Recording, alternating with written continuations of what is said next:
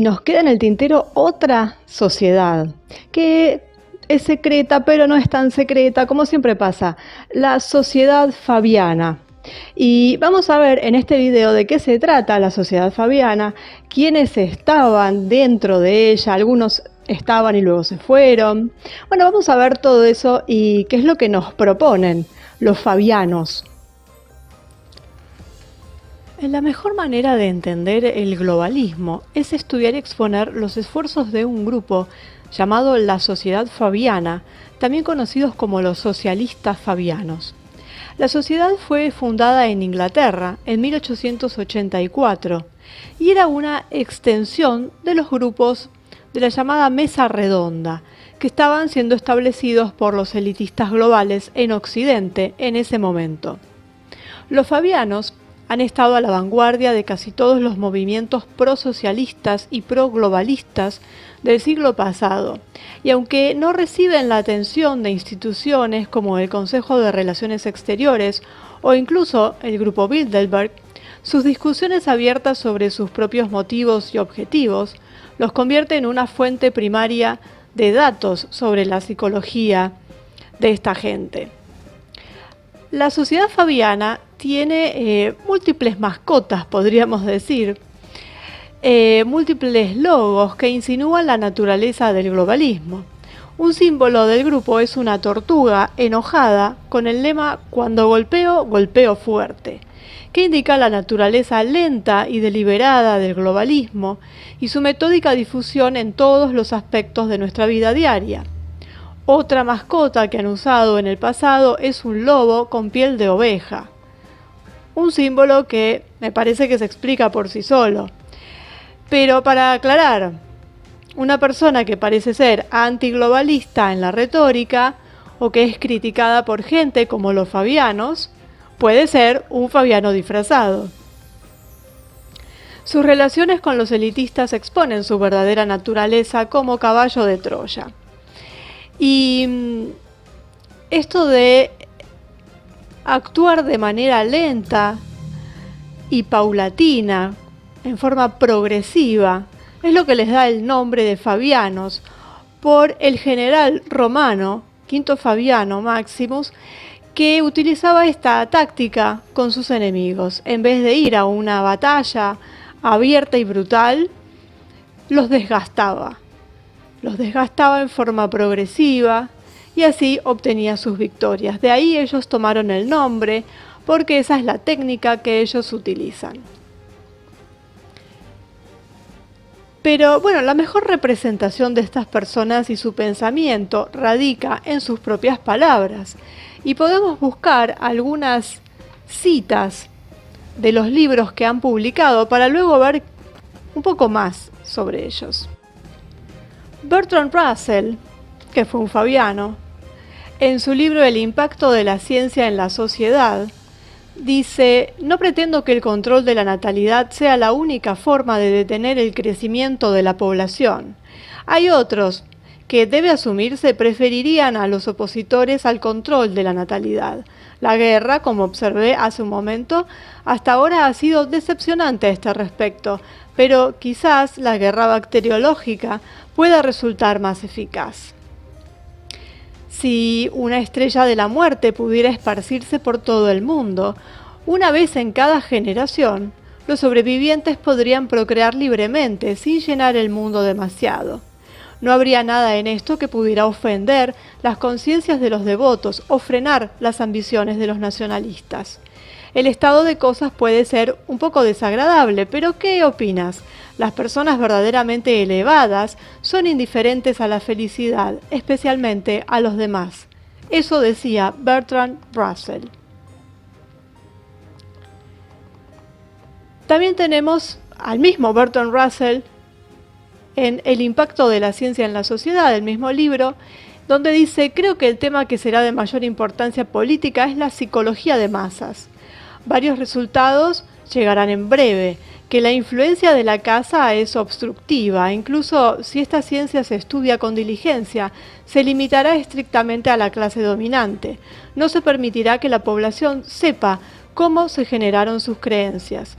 Cuando la técnica se haya perfeccionado, cualquier gobierno que haya sido responsable de la educación durante una generación podrá controlar a sus súbditos de manera segura sin la necesidad de ejércitos o policías. La propaganda educativa con la ayuda del gobierno podría lograr esto en una generación. Sin embargo, hay dos fuerzas poderosas que se oponen a esta política. Una es la religión, el otro es el nacionalismo. Una sociedad científica mundial no puede ser estable si no hay un gobierno mundial.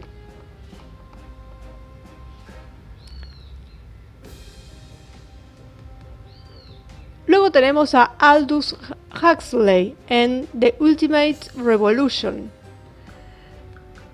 donde dice: me parece perfectamente en las cartas que habrá en la próxima generación o un método farmacológico para hacer que los sirvientes amen y produzcan una especie de campo de concentración indoloro para sociedades enteras, para que de hecho las personas tengan sus libertades lejos de ellos, pero prefieren disfrutarlo porque se distraerán con cualquier deseo de rebelarse con propaganda, lavado de cerebro o lavado de cerebro potenciado por métodos de drogas. Bueno, hoy en día la Sociedad Fabiana todavía existe y funciona como un grupo de expertos, al igual que cualquier otro grupo de expertos globalistas. Sus artículos y ensayos empujan la última propaganda globalista desde la eliminación de la soberanía nacional hasta la promoción de políticas de género y la fluidez de género. Pero bueno, ¿qué es lo que se puede extraer de estos escritos y de las declaraciones de estos personajes?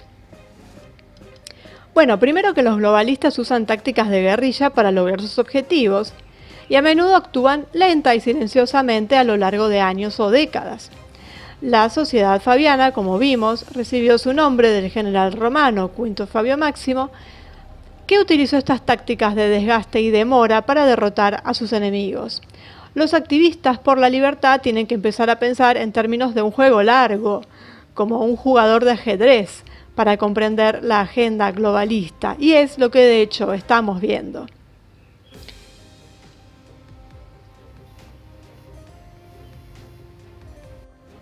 Entre los miembros más prominentes de la Sociedad Fabiana están los escritores George Bernard Shaw, Leonard Woolf y su mujer, Virginia Woolf, la anarquista Charlotte Wilson, la feminista Emmeline Pankhurst, el sexólogo Havelock Ellis, el escritor Wells, el militante Edward Carpenter, la escritora Annie Besant, el físico Oliver Joseph Lodge, el político Ramsay MacDonald.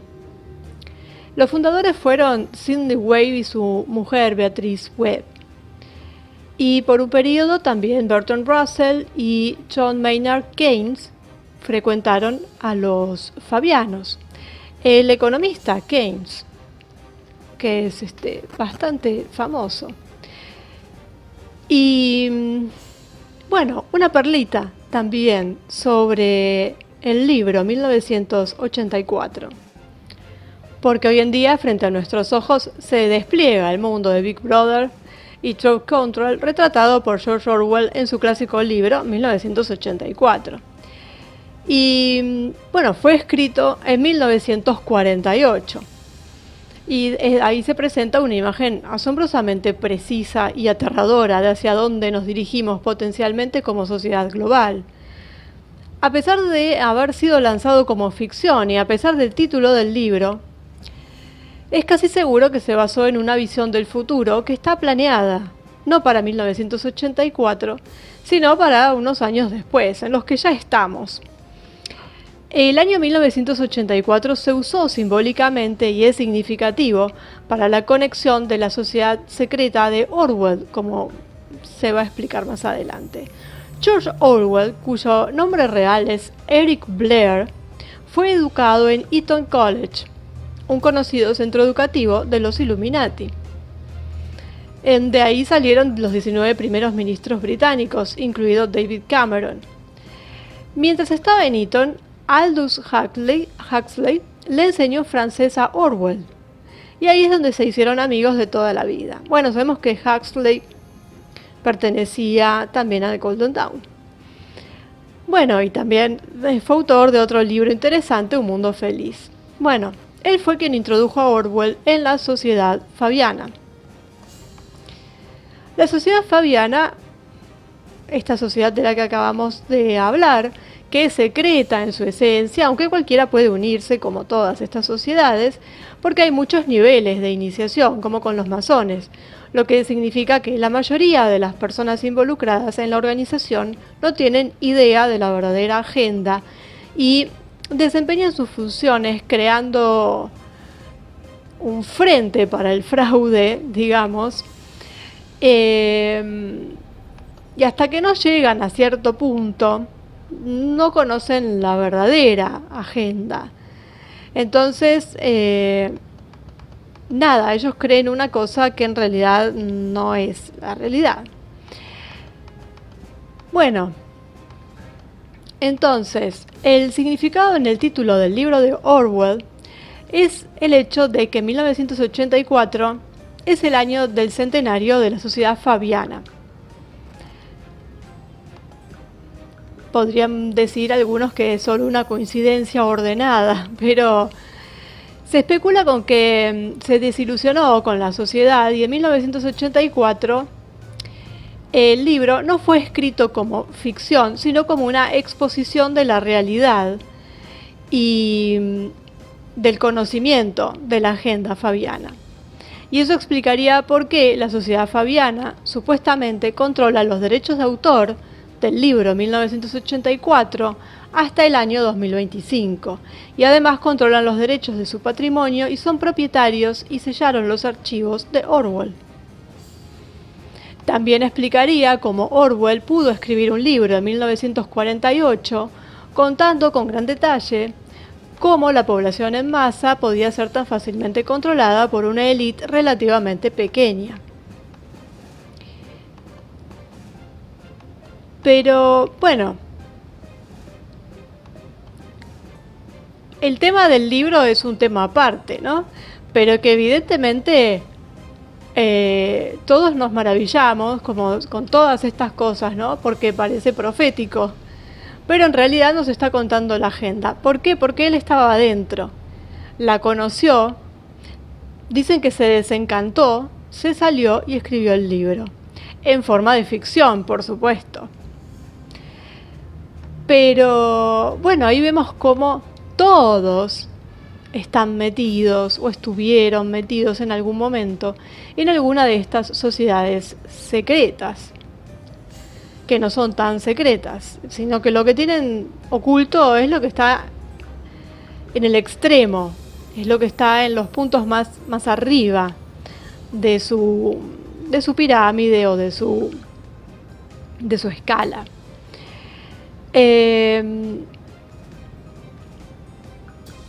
Incluso en el libro 1984, Orwell describe lo que después se llamó la disonancia cognitiva y lo explicó a la perfección.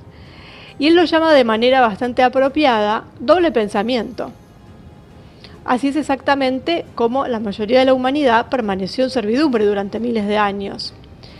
La mayoría de las personas realmente luchan para proteger su propio sistema de creencias, descartando la información que lo desafía sin más investigación. Esas son las personas que están con la cabeza en la arena. Y entonces no pueden ver lo que está sucediendo frente a sus propios ojos. Eso es la disonancia cognitiva, que ese nombre se lo puso, digamos, o lo describió David Icke, pero que ya había sido descrito por Orwell con otro nombre, con esto del doble pensamiento.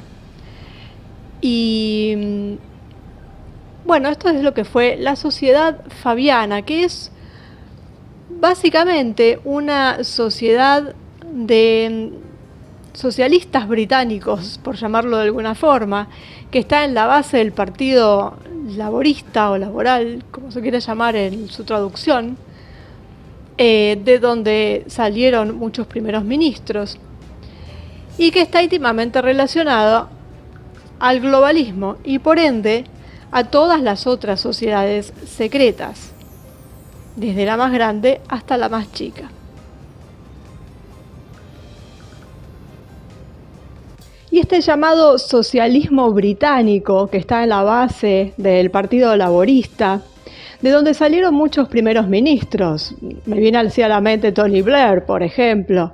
Y bueno, esa perlita sobre Orwell, ¿no?